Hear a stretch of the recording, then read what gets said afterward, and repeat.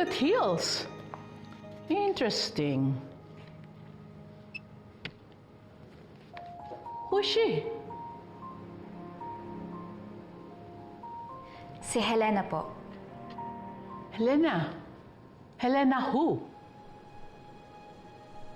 Helena. My sister.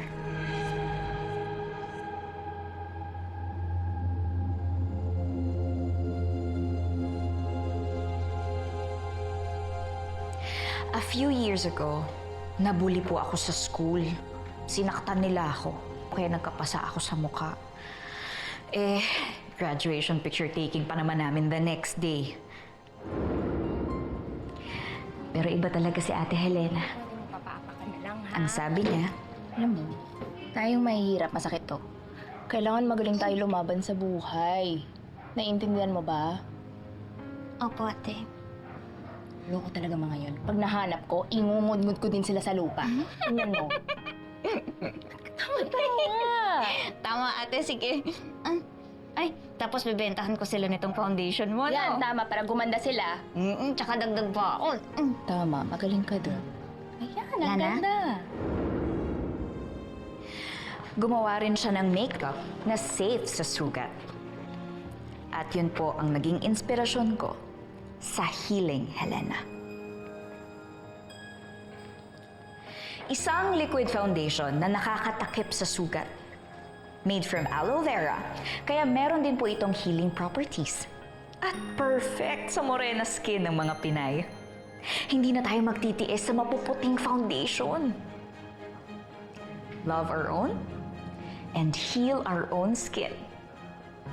Kaya nga, beauty that fights and beauty that heals ang motto namin.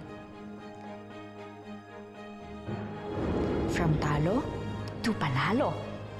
Naswak na swak sa branding ni Miss Tara Park with her advocacy that supports women who were victims of domestic violence.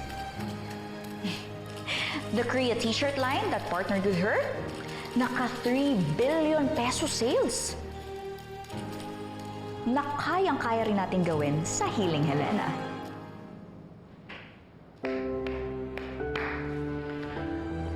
Impressive presentation.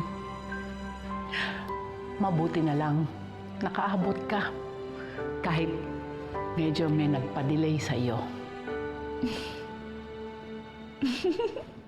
Okay, so whose product wins? Narine's or Shari's?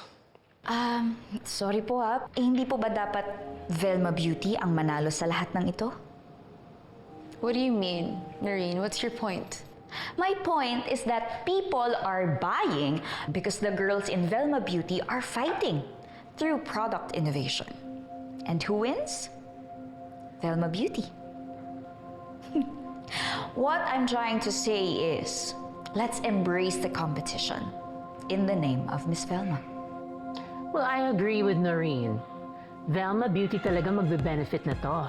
Dahil sa ingay ng competition. But I have a bigger idea. I think we should do a poll on who will collaborate with Tara Park. Is it gonna be Shari or Noreen? And the winner will be chosen by Tara Park herself on who she wants to collaborate with. Ang ibig sabihin niyo po ba, pupunta kami ng Korea? Yes, pupunta kayo ng Korea. So you better get ready and get on that flight. Congratulations, ladies. Congratulations, ladies. Congratulations.